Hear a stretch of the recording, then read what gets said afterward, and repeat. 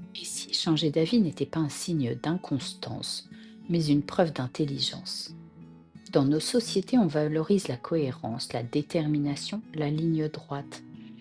On admire ceux qui tiennent leur cap, parfois malgré tout, mais on oublie une chose essentielle. La vie, elle, n'est pas droite. Elle bouge, elle évolue, et nous avec elle. Changer d'avis, ce n'est pas renier ses choix, c'est reconnaître qu'on apprend, qu'on comprend autrement, qu'on grandit. C'est admettre que la personne que vous êtes aujourd'hui n'est plus exactement celle d'hier. Et si au lieu de craindre l'incohérence, on faisait de l'évolution un signe de sagesse? Alors bonjour à tous et bienvenue dans ce nouvel épisode de C'est mon ressenti. Pourquoi changer d'avis est si mal vu? Depuis l'enfance, on nous apprend à avoir raison, à choisir un camp, une opinion, une voie et à s'y tenir.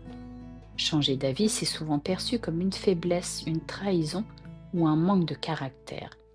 Alors on s'accroche, même quand tout en nous murmure ce n'est plus juste pour moi. Mais cette peur du changement d'opinion vient d'un vieux réflexe de survie. Le cerveau humain aime la stabilité. Nos croyances nous rassurent, elles donnent une impression de contrôle.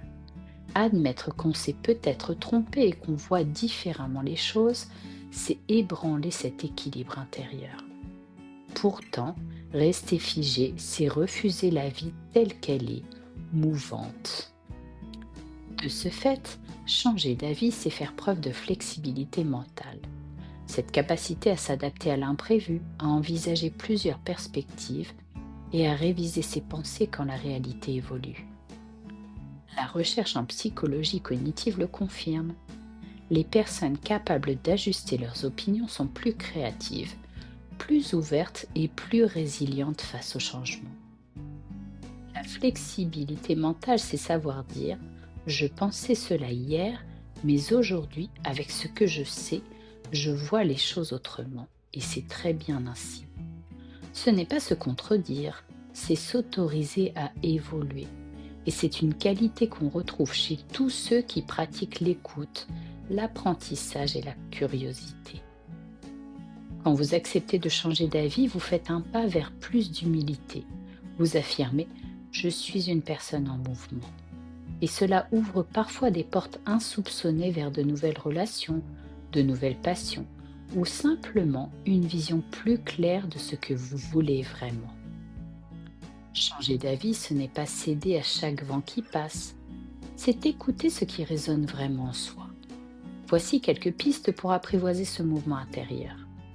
Premièrement, écoutez vos émotions. Elles vous révèlent souvent quand quelque chose ne vous correspond plus. Puis questionnez vos certitudes. Est-ce encore vrai pour moi aujourd'hui? Ensuite, accueillez la honte d'avoir eu tort. Elle fait partie du processus. C'est en la traversant qu'on apprend l'humilité. Et exprimez vos changements avec clarté et douceur. Dire à quelqu'un: j'ai changé d'avis n'est pas une défaite, c'est une preuve d'honnêteté. Et rappelez-vous, changer d'avis peut aussi être un acte de bienveillance envers vous-même. Passons à l'exercice pratique. La question du jour. Prenez un moment pour réfléchir à cette phrase. Sur quoi ai-je changé d'avis cette année? Ce peut être un sujet léger, comme votre goût pour un plat, une couleur, ou un peu plus profond, comme une relation, un projet, une croyance. Notez ce changement et observez ce qu'il vous a apporté. Plus de clarté, du soulagement, une nouvelle perspective. Changer d'avis, c'est souvent choisir la justesse plutôt que la rigidité. Accepter qu'on change d'avis, c'est accepter d'être vivant.